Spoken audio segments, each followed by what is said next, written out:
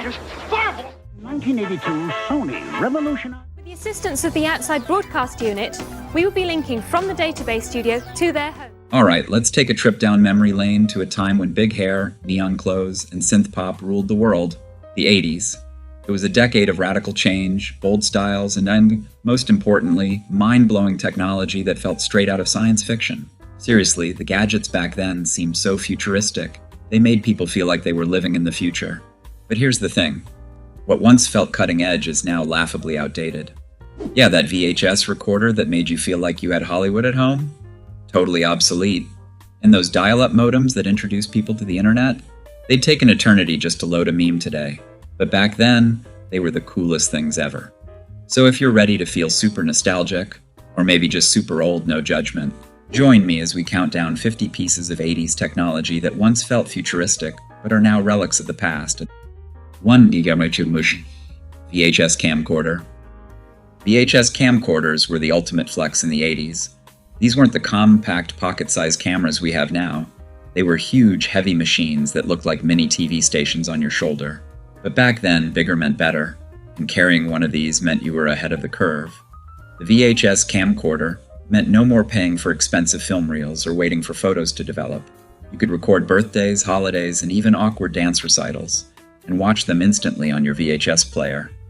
It recorded directly onto VHS tapes, which were cheap and easy to find, making it convenient and accessible for families everywhere. The footage was grainy and low-res by today's standards, but in the 80s, it was mind-blowing. You could pause, rewind, and replay moments as many times as you wanted. It was home video magic. But while the VHS camcorder was cool and convenient, it was also huge and heavy.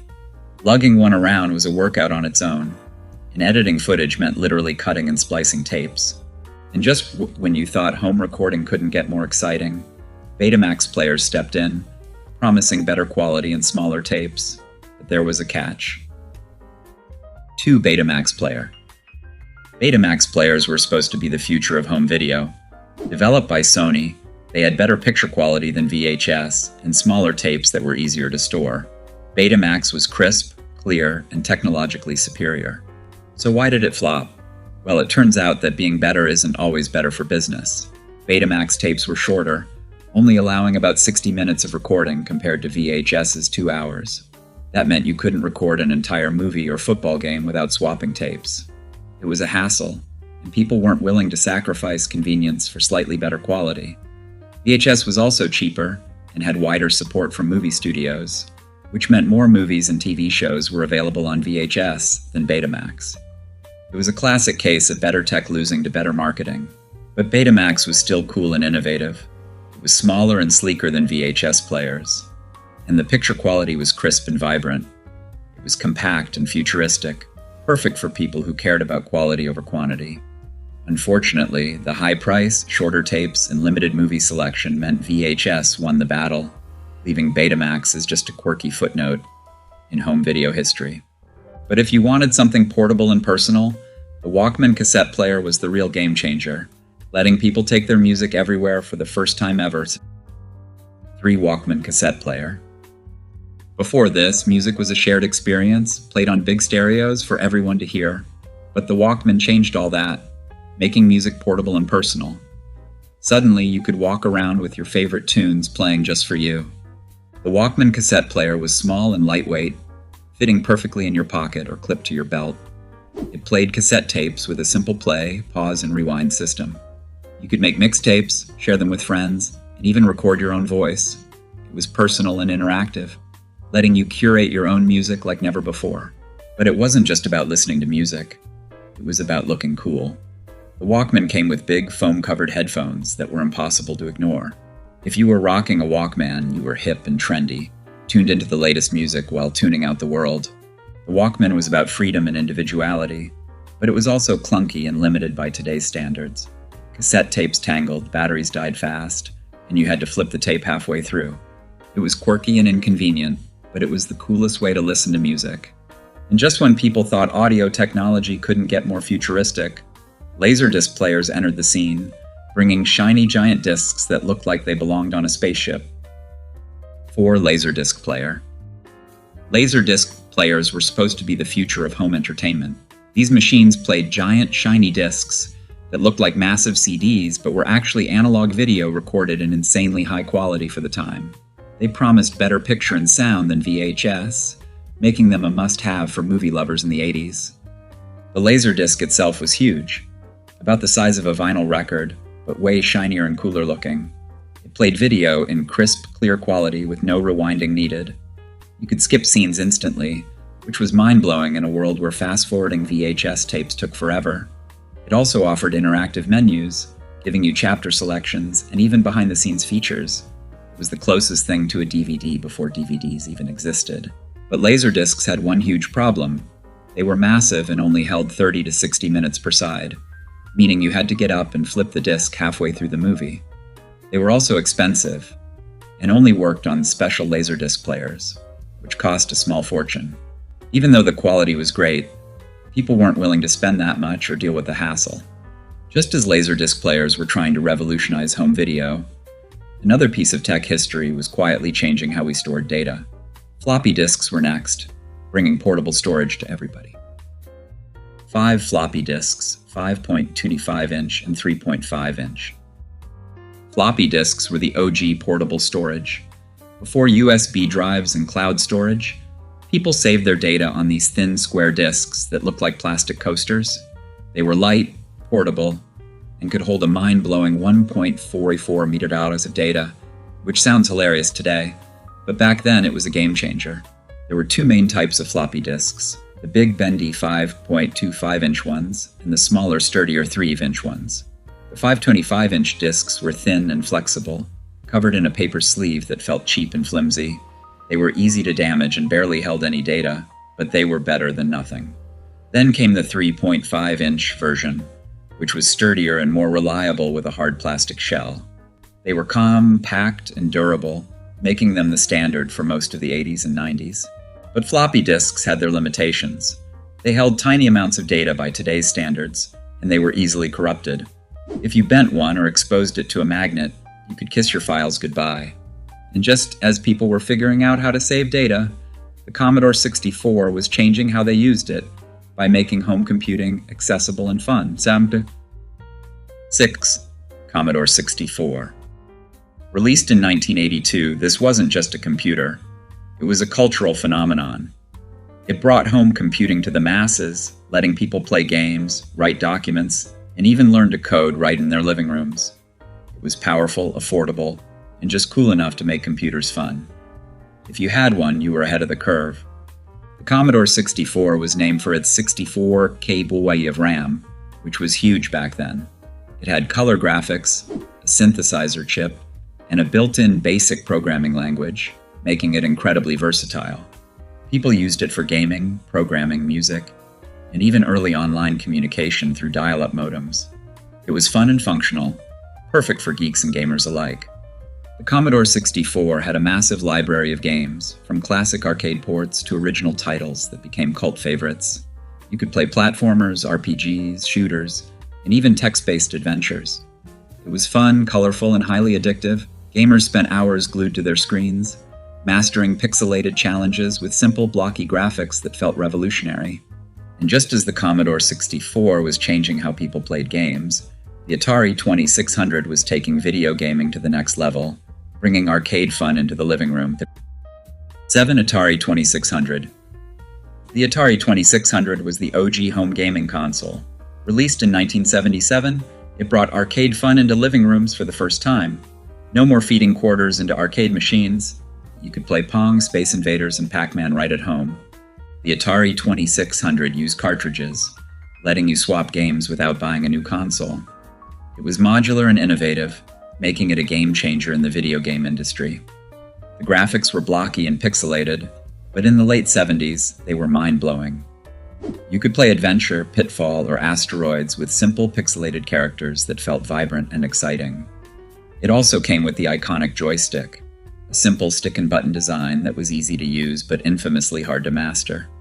But while the Atari 2600 was fun and addictive, it also crashed the gaming industry in 1983. Too many low-quality games flooded the market, leaving shelves full of unsold cartridges and bankrupt developers. And just as the Atari 2600 was breaking barriers in gaming, the Apple II was making personal computing a reality, bringing tech magic into classrooms and homes. 8. Apple II. The Apple II was the first true personal computer. Released in 1977, it made home computing simple and accessible, letting people write documents, play games, and even learn to code right on their desks. Designed by Steve Wozniak and Steve Jobs, the Apple II was sleek and stylish with color graphics and a built-in keyboard. It was easy to use, running on basic programming language that let users write their own programs and save them on floppy disks. It was creative and interactive, perfect for tech enthusiasts and curious kids alike. You could type documents, play games, and even design graphics with simple commands that felt intuitive and fun. It was also one of the first home computers to support color graphics, making it vibrant and exciting to look at. And just as the Apple II was revolutionizing home computing, the IBM PC XT was bringing business power into homes, changing how people worked and played. 9. IBM PC XT. The IBM PC XT was business tech at home. Launched in 1983, it was the first computer with a built-in hard drive, giving people 10 megabytes of storage, a huge deal back then. It was powerful and efficient, perfect for business tasks like word processing, spreadsheets, and data management. The IBM PC XT was sleek and professional, with a beige boxy design that looked high-tech and serious. It ran on MS-DOS, a command-line operating system that was powerful but complicated. You had to type commands to open files, run programs, and even turn it off, which felt intimidating but also cool and techy. It was versatile and powerful, perfect for business users who needed serious computing power. It was also expandable, letting you add more memory, graphics cards, or peripherals as needed. With 10 megabytes of storage, you could save hundreds of documents without needing floppy disks. It was reliable and fast, making it perfect for office work and serious data storage. It was also network-ready, letting users connect to other computers or mainframes for file sharing and remote work. Just as the IBM PC XT was changing business computing, the MS-DOS operating system was redefining how people interacted with their computers. 10. MS-DOS operating system. MS-DOS stood for Microsoft Disk Operating System, and it was the backbone of early personal computers. It used simple text commands to open files, run programs, and even shut down the computer. There were no windows, no icons, just a black screen with a flashing cursor waiting for instructions. It was efficient and powerful, but also unforgiving. One typo could crash the system or delete important files. It was fast and reliable, but also intimidating for beginners. Still, learning MS-DOS made you feel like a computer genius. MS-DOS was used on IBM PCs, Apple II, and other early computers, making it the standard for business and home computing. It was versatile and flexible, running word processors, games, and even early internet applications. It was simple and powerful, but also complex and unforgiving. You had to memorize commands, troubleshoot errors, and even write scripts to automate tasks. And just as MS-DOS was making home computing serious, pagers were changing how people communicated, making instant messaging a reality before cell phones took over. 11. Pager. Pagers or beepers were the first text messages. Long before cell phones and instant messaging apps, people used these tiny beeping gadgets to stay connected on the go. Pagers worked by receiving short messages sent from a phone line. Someone would call a service number, leave a numeric message, and it would buzz on your pager, showing a phone number to call back. It was quick and efficient, letting people stay in touch without interrupting meetings or appointments. Later models could display short text messages, letting you send codes, phrases, or even basic emojis. It was instant messaging before texts were a thing. Pagers were compact and lightweight, clipping easily onto belts or pockets. They were simple and reliable, running on long-lasting batteries that lasted weeks without a charge. Doctors, executives, and teenagers all used them to stay connected without being tied to a landline. But they were also one-way devices, meaning you had to find a phone to reply to messages. They were useful and fun, but also limited and inconvenient. And just as pagers were changing how people communicated, the dot matrix printer was changing how they printed. 12. Dot matrix printer. Dot matrix printers were the noisy workhorses of the 80s. These printers used ribbons and pins to create characters and images by punching dots onto continuous sheets of paper. It was slow and loud, with a screechy grinding sound that was unmistakable. The prints were grainy and pixelated, but they were good enough for basic documents and business forms. It was low-res and noisy, but it got the job done. Dot matrix printers were versatile and could print in color using multicolor ribbons. They were durable and long-lasting, perfect for heavy-duty printing without frequent maintenance. They also used continuous paper, which meant no paper jams or manual reloading. The pages were connected by perforations, letting you print long documents without interruption. It was efficient and reliable, but also noisy and clunky. As dot matrix printers were bringing efficiency to the office, the Polaroid instant camera was bringing instant memories to parties, making selfies a reality before smartphones.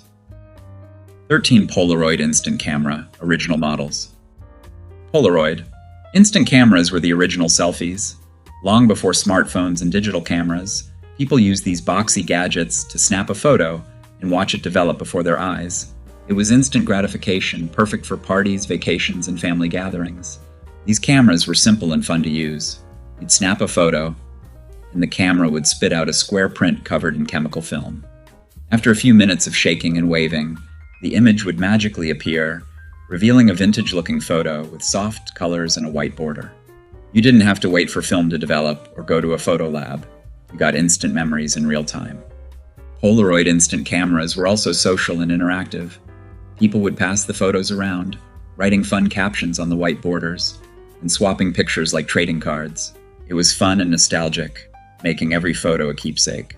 But they were also expensive, and the film was hard to find. Once you ran out, you were out of luck. And just as Polaroid cameras were bringing instant memories to parties, CRT televisions were bringing bright, colorful entertainment into living rooms everywhere. 14 CRT television. CRT televisions were the centerpiece of every living room. These bulky, boxy TVs were heavy and clunky, but they were also bright and colorful, making them the ultimate home entertainment. CRT stood for cathode ray tube, a thick glass screen that projected colorful images using electron beams. It was bright and vibrant, but also curved and distorted, giving the screen a bulging fishbowl effect. The colors were rich and bold, but the resolution was low compared to modern HD TVs. You could watch movies, play video games, and even tune in to live broadcasts with static antennas that required constant adjusting. It was quirky and old-fashioned, but it was also high-tech for its time. CRT televisions were heavy and fragile, taking up huge amounts of space with their bulky frames and thick glass screens. Moving one was a workout, and they were impossible to fix once they broke. But they were also durable and long-lasting, staying relevant for decades before flat screens took over. And just as CRT televisions were lighting up living rooms, analog car phones were bringing mobile communication to the roads, making people feel like secret agents on the go. 15 analog car phones. Long before smartphones and Bluetooth, these bulky gadgets let people make calls from their cars, which was mind-blowing at the time. These phones were huge and heavy, with cords and antennas that were wired into the car. They had large keypads and clunky handsets that looked like home phones but worked on analog radio signals that connected to cell towers. The reception was scratchy and unreliable, but it was revolutionary to make mobile calls at all. It was expensive and exclusive, costing a small fortune in installation fees and per-minute charges. Using one was a status symbol, showing that you were rich, important, or at least pretending to be. Analog car phones were power-hungry, draining car batteries and requiring massive antennas for reliable connections. The signal was weak, and calls would drop constantly if you were out of range. They were also limited to voice calls, with no texting or data features, just basic calling with lots of static. They were flashy and impressive, but also clunky and unreliable. And just as analog car phones were making people feel like secret agents, the video home system, VHS recorder, was changing the movie industry. 16 Video Home System VHS recorder. VHS recorders let people record TV shows and watch movies at home, which was mind-blowing at the time. You could pause, rewind, and even fast-forward, giving you complete control over your viewing experience. VHS recorders used magnetic tapes to record video and audio, creating rectangular cassettes that were big and bulky. You could record your favorite shows, watch rented movies, or even make home videos with grainy, low-res footage that looked blurry and pixelated by today's standards. But back then, it was revolutionary to pause live TV, or replay your favorite scenes. VHS recorders were also quirky and temperamental. The tapes could get tangled in the machine, and rewinding felt like an eternity. The picture quality degraded over time, and you had to manually adjust the tracking to fix wobbly lines. And just as VHS recorders were changing how people watch TV, cassette tape answering machines were changing how they received calls. 17 cassette tape answering machine. These machines were simple and practical. You'd record an outgoing message on one tape, and incoming calls would be saved on another. When someone called, they'd hear your message and leave a voice note, which you could play back at your convenience. It was instant messaging before texts or emails were a thing. You could fast forward, rewind, and even erase messages by re-recording over them. It was interactive and fun, letting people customize their greetings and even add music for a personal touch. Cassette tape. Answering machines were also quirky and unreliable. The tapes could get tangled, and the sound quality was fuzzy and distorted. If you forgot to rewind the tape, the next caller would get cut off, and if the tape ran out of space, you'd miss important messages. And just as cassette tape answering machines were changing how people communicated, handheld electronic dictionaries were changing how they learned. 18 handheld electronic dictionary. Handheld electronic dictionaries were spell check on the go. Before smartphones and autocorrect, these tiny gadgets helped people look up words and check spelling with just a few button presses. These devices were small and portable, fitting easily in pockets or backpacks. They had tiny liquid crystal display, LCD screens that displayed one line of text at a time, and mini keyboards that were cramped and hard to use. You could type in a word and get instant definitions, synonyms, and antonyms without needing a bulky dictionary. It was fast and efficient, perfect for students, writers, and anyone who wanted to sound smarter without carrying heavy books. Handheld electronic dictionaries were also limited and quirky. The screens were tiny, making it hard to read, and the definitions were basic. There were no examples, no pronunciation guides, and definitely no voice output. If you misspelled a word, it wouldn't correct you. You had to guess again until you got it right. And just as handheld electronic dictionaries were changing how people learned words, calculator watches were changing how they did math. And calculator watches were the smartwatches of the 80s. Long before Apple Watches and Fitbits, people wore these tiny calculators on their wrists to do math on the go. These watches were small and digital, with tiny rubber buttons that were almost impossible to press. They had basic calculators that could add, subtract, multiply, and divide, making them perfect for quick math or cheating on quizzes. You could solve equations, convert currencies, or even calculate tips without pulling out a calculator. It was practical and efficient, perfect for students, engineers, and math nerds alike. It was also light and portable, fitting comfortably on your wrist without feeling bulky or heavy. Calculator watches were also complicated. The buttons were tiny, making it hard to press without accidentally hitting two keys. The screen was small and low-res, displaying basic numbers in blocky LCD segments. Still, it was a conversation starter and made you feel like a tech genius, even if you were just calculating your lunch bill. And just as calculator watches were bringing math to people's wrists, electronic typewriters were making writing cleaner and faster. 20 electronic typewriter. Electronic typewriters combined the simplicity of typewriters with the speed and convenience of word processors. These machines were sleek and modern, with electric keyboards that were fast and responsive. They had daisy wheel printers that produced crisp, clean letters on paper, giving your documents a professional, polished look. They also had correction ribbons, letting you erase mistakes with a simple backspace, which felt magical after using manual typewriters. You could type faster, make fewer errors, and even store text for repetitive phrases or templates. It was efficient and practical, perfect for writers, students, and business professionals who needed clean, professional documents without the mess of whiteout. But electronic typewriters were also limited and bulky. They had small memory banks that could only store a few lines of text, and they were heavy and cumbersome to move. The ribbons were expensive and hard to find, and they were noisy compared to modern keyboards. And just as electronic typewriters were making writing faster, fax machines were bringing instant communication to offices worldwide. 21 fax machine.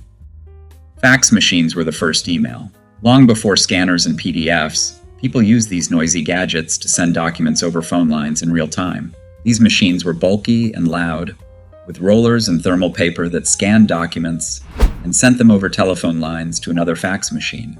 It was instant and efficient, letting people send contracts, letters, or even handwritten notes across town, country, or even internationally without mailing anything. The receiver would print an exact copy of the document, complete with signatures, logos, and even handwritten notes. It was fast and reliable, perfect for business deals, legal documents, and urgent communication. Fax machines were also quirky and unreliable. The thermal paper was thin and flimsy, turning yellow and brittle over time. If the phone line was busy, the fax wouldn't go through, and if the paper jammed, you'd lose your document. They were noisy and clunky, with a screechy dial-up sound that was impossible to ignore.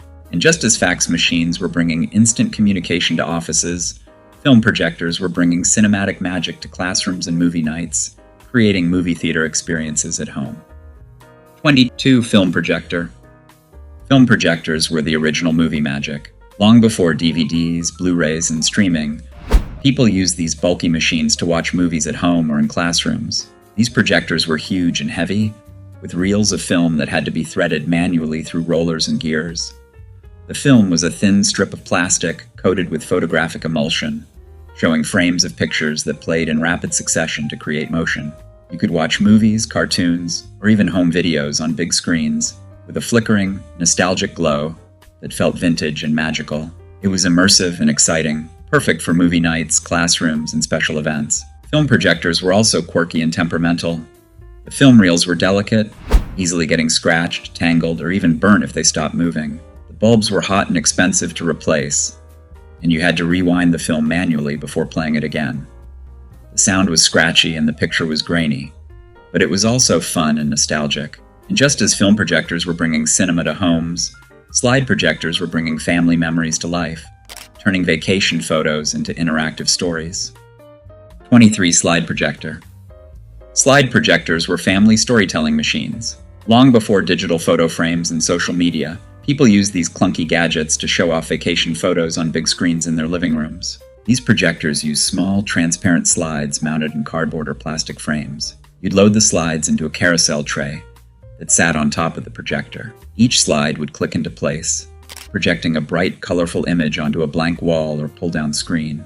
You could narrate the story, explaining each photo while clicking through the slides one by one. It was interactive and fun, turning vacation photos, weddings, and family events into storytelling experiences. It felt personal and nostalgic, making every photo a memory. Slide projectors were also quirky and finicky. The carousel trays were clunky and loud, often jamming or flipping slides upside down. The bulbs were hot and fragile, and the clicking sound was annoyingly loud. If the slides were dusty, they'd project blurry images.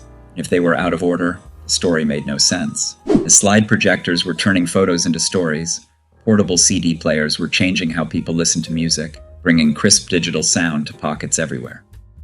24. Portable CD player early models. Portable CD players were the next level of music. After cassette players, but before MP3s, these gadgets let people carry their favorite albums in crystal clear digital sound. These players were compact and sleek, designed to fit in backpacks or large pockets. They played compact discs, CDs, which looked like shiny silver records, but were actually digital storage discs with music encoded in binary. The sound was crisp and clear, with no hissing, no warping, and no rewinding. It was digital perfection, perfect for audiophiles and music lovers who wanted high-quality sound on the go. It also had track skip and repeat functions, letting you jump between songs or replay favorites without fast-forwarding. Portable CD players were also quirky and fragile. The laser pickup would skip and stutter with any movement, making it impossible to jog or even walk fast while listening. The batteries drained quickly, and the CDs were easily scratched, making them unplayable. Still, it was a status symbol, and the best way to show off your music taste before MP3s took over. And just as portable CD players were bringing digital sound to the streets, word processors were bringing digital writing to desks, changing how people wrote forever. 25. Word processor, dedicated machine. Word processors were the future of writing before personal computers took over. These specialized machines combined typewriter simplicity with digital memory, letting people type, edit, and print documents without needing pen and paper. These machines were compact and practical, with small monochrome screens that displayed a few lines of text at a time.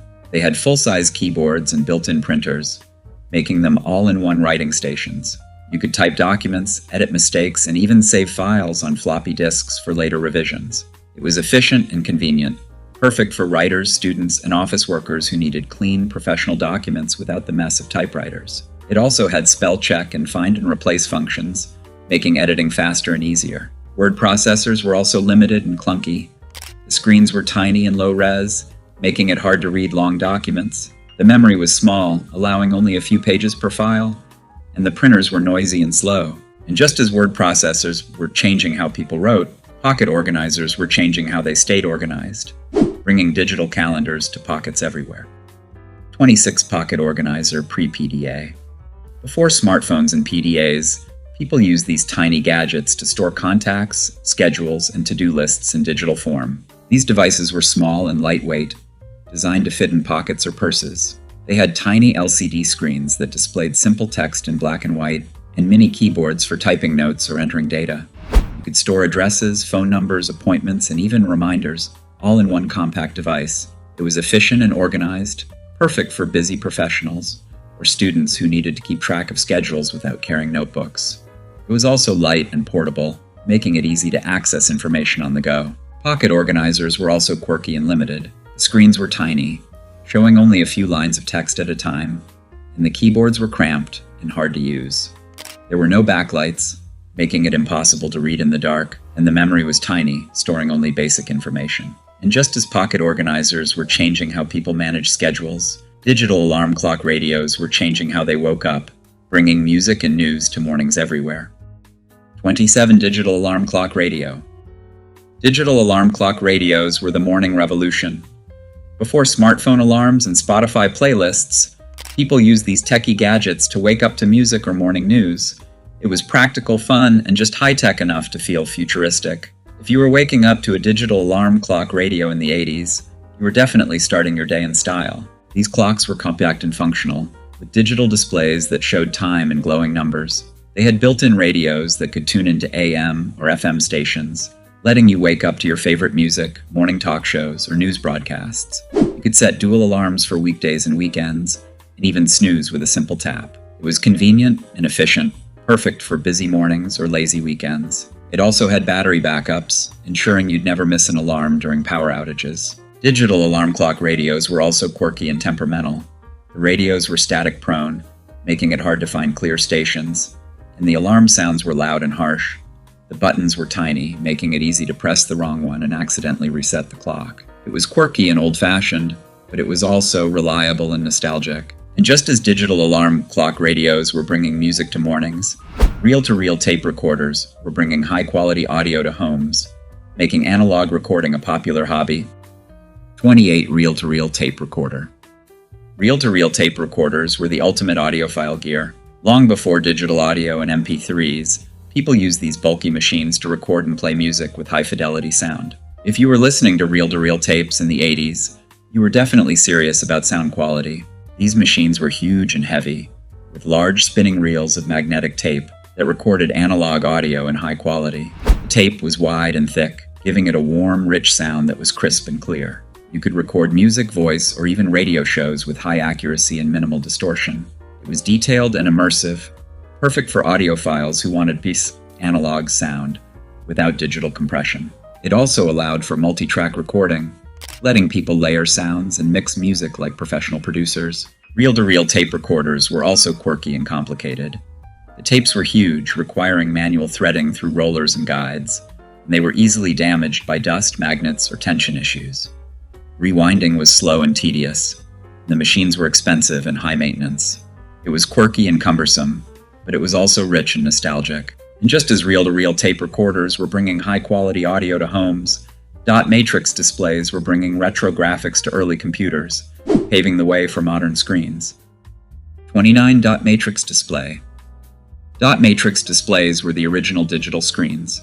Before LEDs and LCDs, people used these basic displays to see text and graphics on calculators, clocks, and early computers. If you were reading a dot matrix display in the 80s, you were definitely living in the digital age. These displays used small dots or pixels arranged in a grid pattern to form letters, numbers, and basic images. The dots were monochrome, usually green, orange, or red, and they lit up individually to create blocky characters that were simple and pixelated. It was basic and low res, but it was also fast and efficient, perfect for calculators, digital clocks, and early video games. It was simple and straightforward, making it easy to read in bright or dim light. Dot matrix displays were also quirky and limited. The characters were blocky and hard to read, and they had no backlighting, making them impossible to see in the dark. The pixels were large and low res, giving everything a retro, pixelated look. They were quirky and old-fashioned, but they were also efficient and nostalgic. And just as dot matrix displays were bringing digital text to electronics, portable TVs were bringing moving pictures to pockets, making on-the-go entertainment a reality. 30 portable TV, black and white. Portable TVs were the first mobile screens. Long before smartphones and tablets, people used these tiny gadgets to watch TV shows on the go.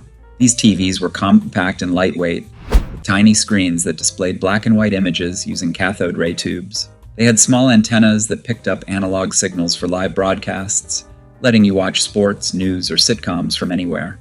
It was portable and fun, perfect for camping trips, road trips, or even backyard lounging. You could adjust the antennas for clear reception and tweak the knobs for brightness and contrast.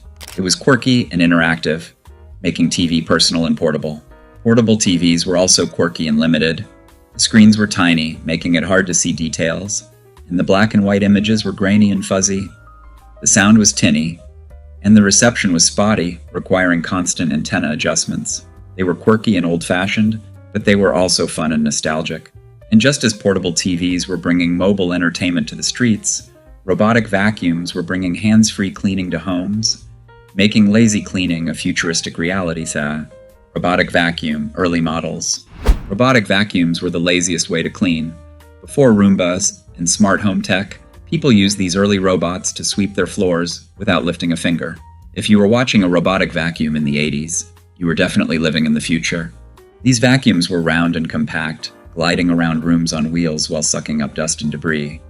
They used infrared sensors to navigate obstacles, changing direction when they hit walls or furniture. It was hands-free cleaning, perfect for busy people or lazy days. You could turn it on, leave the house, and come back to clean floors without lifting a broom. It was convenient and efficient, making it a fun conversation starter.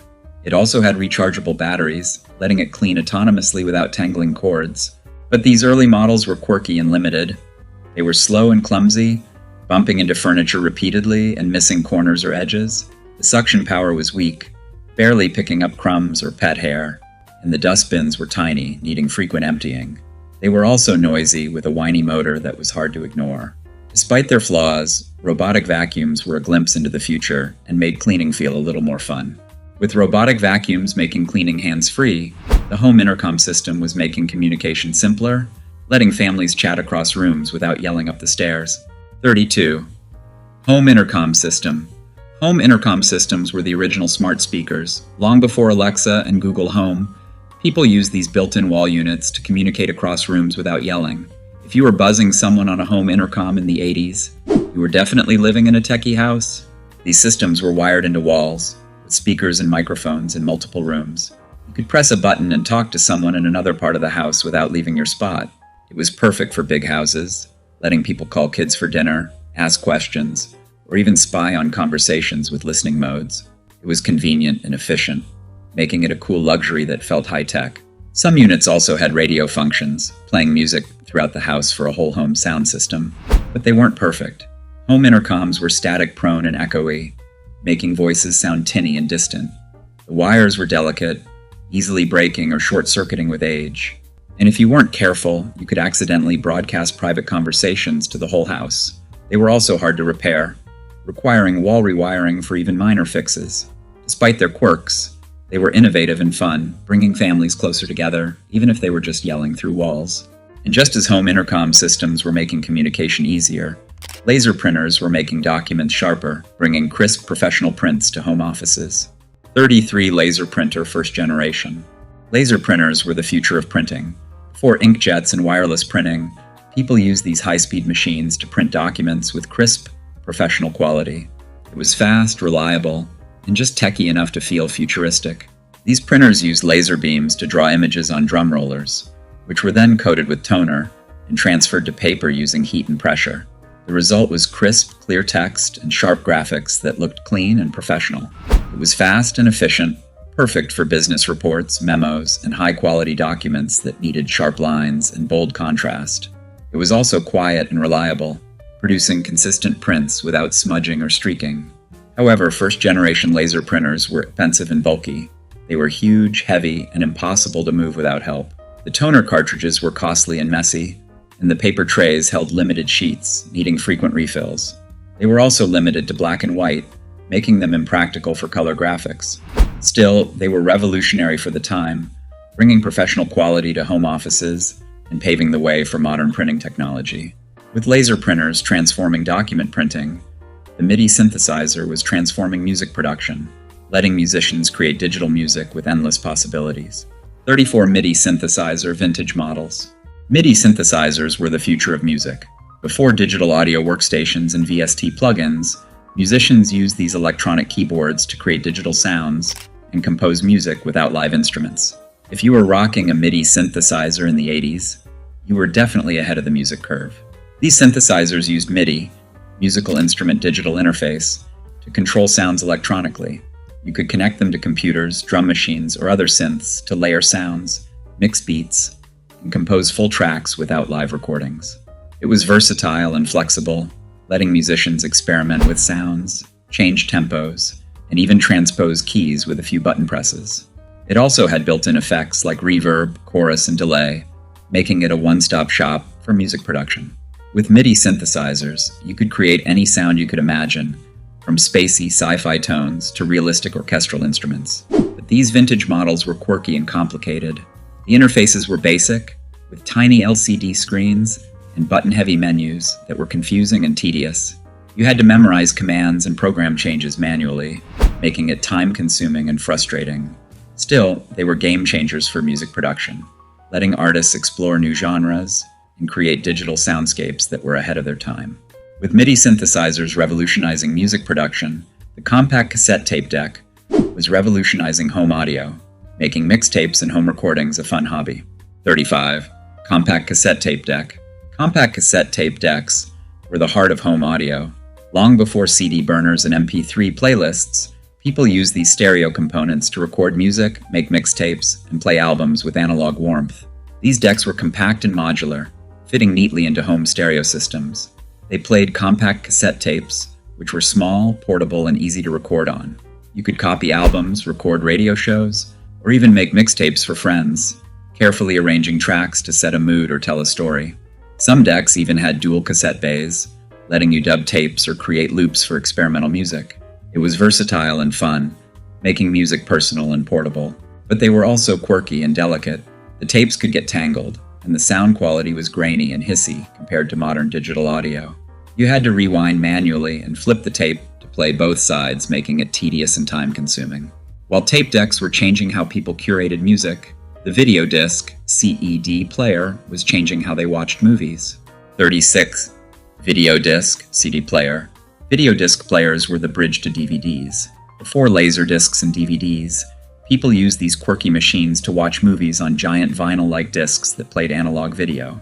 These players used capacitance electronic discs, CDs, which looked like giant vinyl records, but were actually video discs encoded with analog video signals. You'd slide the disc into the player in a plastic caddy, which would load the disc internally, keeping it protected from dust. The video was smooth and colorful, playing with no rewinding and instant scene selection. It was interactive and fun, perfect for watching movies, concerts, or even educational videos. It also had chapter selections like DVDs, making it easy to navigate through long movies. However, CED players were quirky and flawed. The discs were delicate, easily getting scratched or damaged, and the analog video quality was fuzzy and grainy compared to laser discs. The needles wore out quickly, requiring frequent replacements, and the caddies were clunky and hard to store. As CED players were changing home video entertainment, the electronic chess set was changing game night, bringing artificial intelligence to board games for the first time. 37. Electronic chess set. Electronic chess sets were the first opponents. Long before chess apps and online multiplayer, people used these high-tech boards to play chess against computers in real life. These sets were compact and clever, with electronic sensors built into the chessboard that could detect piece movements. You'd move your pieces normally, and the board would light up to show the computer's moves. Some models even had robotic arms that physically moved pieces like a sci-fi movie. It was interactive and fun, perfect for learning chess strategies or practicing alone. The computer AI was smart and challenging, offering different difficulty levels that ranged from beginner to master. It was innovative and educational, making chess accessible and engaging for all ages. But they weren't perfect. The AI was limited, relying on pre-programmed moves that became predictable over time. The sensors were finicky, often misreading moves or freezing mid-game, and the beeping sounds were annoyingly loud and impossible to mute. After revolutionizing game night, the Nintendo Game & Watch was about to change handheld gaming forever. 38 Nintendo Game & Watch. Nintendo Game & Watch was the OG handheld console. Long before Game Boy or Nintendo Switch, these compact devices let people play arcade-style games on tiny LCD screens. These handhelds were small and sleek, with simple controls that made gaming easy and fun. Each device had one game built in, like Donkey Kong, Ball, or Fire, displayed on monochrome LCD screens with blocky graphics. It was basic and low-res, but the gameplay was addictive, challenging players to dodge obstacles, catch objects, or jump over gaps with precise timing. The controls were simple, just a D-pad and a few buttons, making it easy to learn but hard to master. However, Game & Watch devices were limited and repetitive. Each device only had one game, meaning no variety once you mastered it. The LCD screens were tiny and hard to read, and the blocky graphics looked primitive compared to arcade machines. They also ran on button cell batteries, which died quickly and were expensive to replace. From handheld fun to console competition, our next entry brought arcade-quality graphics to living rooms, raising the gaming bar to new heights. 39. ColecoVision Console. ColecoVision was an arcade experience at home. Long before PlayStation and Xbox, this console brought arcade-quality graphics into living rooms for the first time. This console was sleek and powerful, with arcade-style graphics that looked bright and colorful on CRT TVs. It played cartridge games, letting you swap titles without needing multiple systems. It launched with Donkey Kong, bringing arcade-quality sound and graphics into homes for the first time. The gameplay was smooth and responsive, capturing the arcade feel with no lag or flickering. But ColecoVision wasn't perfect. The controllers were clunky, with awkward keypads that were hard to use. The games were expensive, and the cartridges were fragile, easily getting scratched or damaged. It was also limited to 2 players, making it less social than modern consoles. Still, it was ahead of its time, delivering arcade-quality gaming before home consoles were even considered serious competition. After raising the gaming bar, the Intellivision console kept the competition fierce. 40. Intellivision console. Intellivision was gaming with intelligence. Released as a direct competitor to Atari, this console promised better graphics, more strategy, and smarter gameplay. This console was sleek and modern, with colorful graphics that were sharp and detailed compared to blocky Atari games. It used 16-bit processors, giving it smooth animations and complex game mechanics. It was fun and interactive, perfect for gamers who wanted more than just jumping and shooting. The controllers were unique, featuring number pads and discs that allowed for complex commands and advanced movements. The games were strategic and challenging, including sports simulations, RPGs, and puzzle games that required thinking and planning. But it wasn't without flaws. The controllers were clunky, with flat keypads that were hard to press. The discs were awkward, making precise movements difficult. The games were expensive and hard to find, and the cartridges were fragile, easily breaking or jamming. Despite these issues, Intellivision was ahead of its time, delivering complex games and smart gameplay long before modern consoles even existed. With Intellivision making games smarter, Speak and Spell was making learning fun, turning spelling lessons into interactive games for kids everywhere. 441. Speak and Spell. Speak and Spell was learning disguised as fun. Before educational apps and online tutoring, this electronic toy taught kids spelling and pronunciation through interactive games. This gadget was bright and colorful, with a red plastic body and yellow keyboard that made learning fun and engaging. It used a speech synthesizer to say words aloud, challenging kids to spell them correctly by typing letters on the alphabetic keypad. It would then announce if they were right or wrong, giving them instant feedback and encouragement. It was interactive and playful, perfect for young learners who wanted to play and learn at the same time. It also had word games, quizzes, and even spelling challenges that made learning competitive and fun. Despite its educational value, Speak and Spell wasn't without quirks. The speech synthesizer was robotic and monotone, making words sound choppy and unnatural. The keyboard was stiff, requiring hard presses that were frustrating for little fingers. It was also limited to spelling, offering no math or grammar lessons. Even with these flaws, It was revolutionary for its time, making learning interactive and fun before edutainment was even a concept. As Speak and Spell was making learning fun, the Viewmaster was making imagination real, transporting kids to far-off places with just a click and a slide. 42 Viewmaster. Viewmaster was imagination on demand. Long before virtual reality and 3D movies, this handheld toy showed kids 3D images of faraway places, cartoon scenes, and storybook adventures. This gadget was simple and clever, with binocular-style lenses that made flat images look 3D and lifelike. You'd insert a cardboard reel filled with tiny color slides and click a lever to advance each image. The lenses would merge the slides, creating a 3D effect that was bright and vivid. It was immersive and magical, perfect for imaginative kids who wanted to explore new worlds without leaving the couch. The reels featured cartoon characters, national parks, fairy tales, and even educational scenes like space exploration or historical events. But Viewmaster was also limited and repetitive. The images were static, offering no movement or sound, and the reels were expensive and easy to lose. It was also one-dimensional, with no interaction beyond clicking the lever. While Viewmaster was fueling imaginations, the dial-up modem was about to connect people worldwide, making the internet a household name for the first time. 43 Dial-up modem.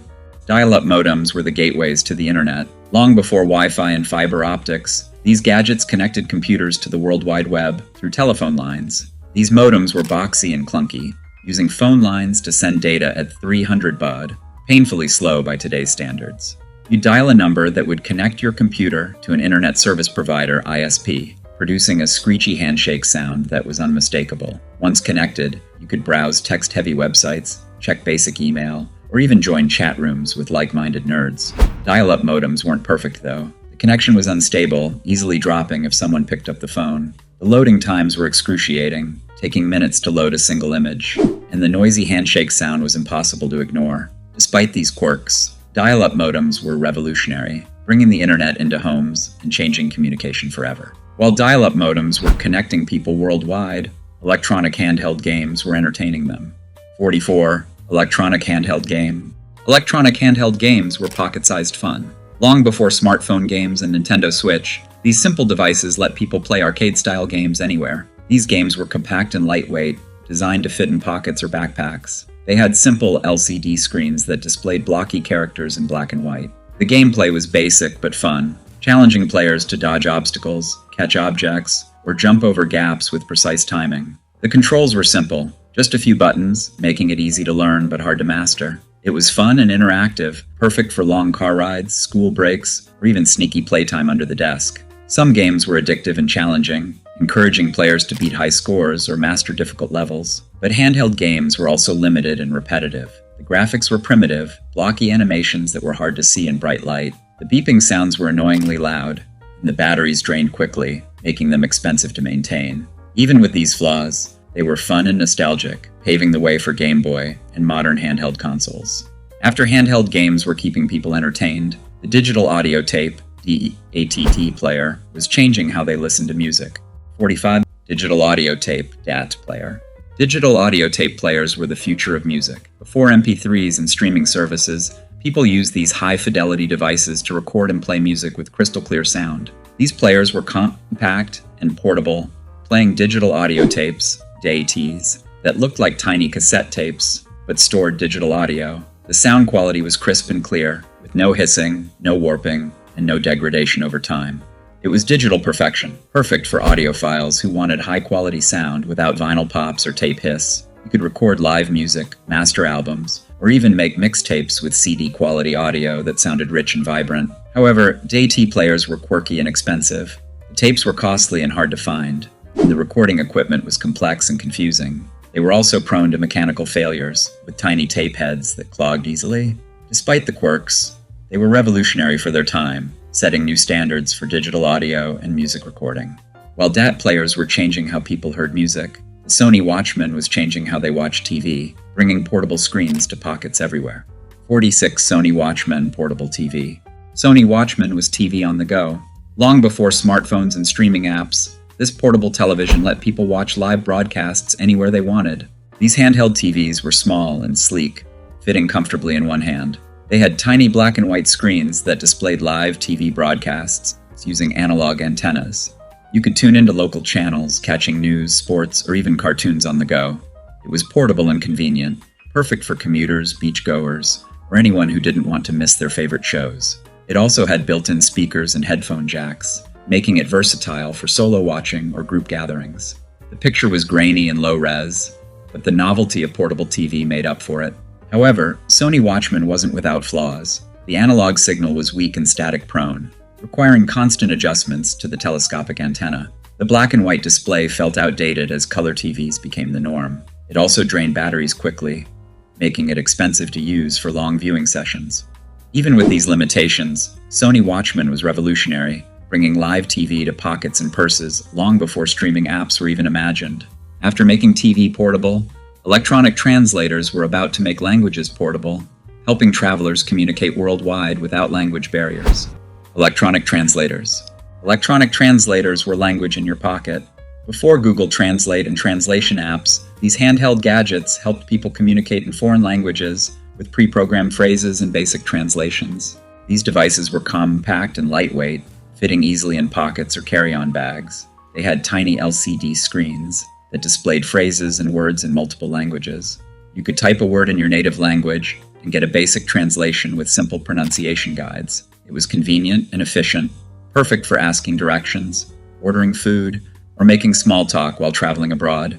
Some models even had pre-programmed travel phrases, letting you scroll through categories like emergencies, shopping, or transportation for quick communication. It was useful and practical, making travel less intimidating and more adventurous.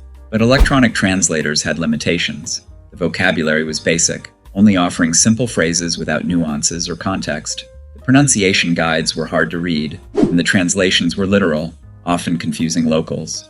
They also lacked voice input or audio output, making it impossible to learn pronunciation. Despite these quirks, they were helpful and innovative, giving travelers a sense of confidence and adventure long before smartphones became universal translators. While electronic translators were breaking language barriers, the car graphic equalizer was breaking sound barriers, bringing customized audio to cars for the first time. 48. Car graphic equalizer. Car graphic equalizers were the ultimate audio upgrade. Before Bluetooth stereos and digital sound systems, these gadgets let people customize their car audio with manual sliders and advanced sound controls. These equalizers were sleek and flashy, mounted on dashboards or under car radios. They featured rows of sliders that let drivers adjust frequencies like bass, mid-range, and treble, creating custom soundscapes for their favorite songs. You could boost the bass for hip-hop, brighten the highs for pop music, or even cut the mids for a mellow, relaxed sound. It was interactive and fun, perfect for audiophiles who wanted complete control over their listening experience. The sliders were illuminated, making it easy to adjust at night, and the precision controls offered studio-quality sound on the road. However, car graphic equalizers were pretty complicated. The manual sliders were hard to fine-tune, and the sound adjustments could distort the audio if overdone. They were also expensive and required professional installation, making them a luxury item for car enthusiasts. Even with these flaws, they were revolutionary, letting people customize car audio and express their music taste like never before. With car graphic equalizers enhancing car audio, the TV antenna booster was enhancing reception, making fuzzy channels clear for the first time. 49. TV antenna booster. TV antenna boosters were the lifesavers of fuzzy channels. Long before cable boxes and streaming services, people used these small amplifiers to boost TV signals for clearer reception.